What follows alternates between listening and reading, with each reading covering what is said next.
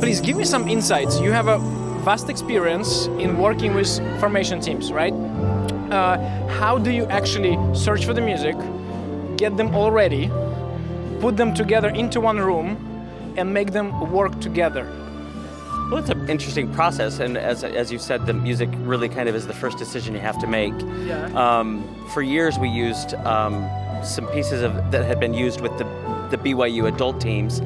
Our last year, however, we decided to go a different route. We decided to use Michael Jackson.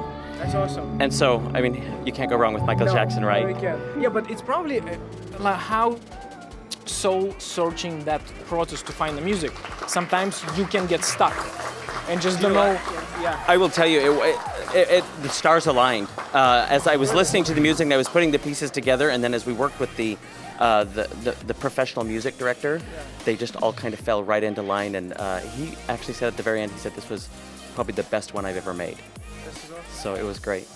Listen, so when you guys training the teams, right? Sometimes you do train new teams, right? And you repeat the same information. What is like the same thing you tell to every generation? Like, hey guys, trust me, I know what I'm doing, but you have to repeat it all the time.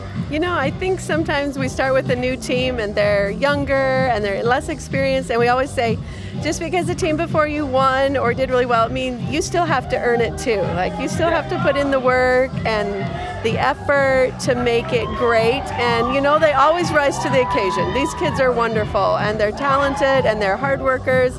And every year they just seem to be able to rise to the occasion and really work through and really work together as a group.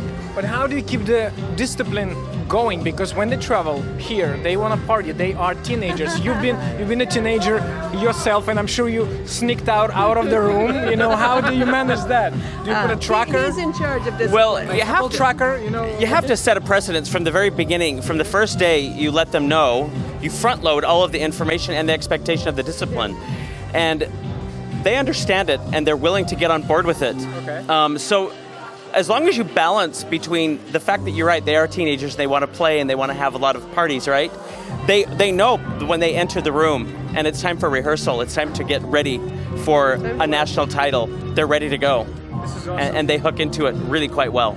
And actually, is there's a big percentage of them who pursue dance career as a career, actually? Dancing as a career. We have some of them that do, but a large majority of them pursue other things in college. You know, they go on to college and they have careers as doctors or mathematicians or teachers or whatever. So a lot of them do this for maybe a few years while they're young.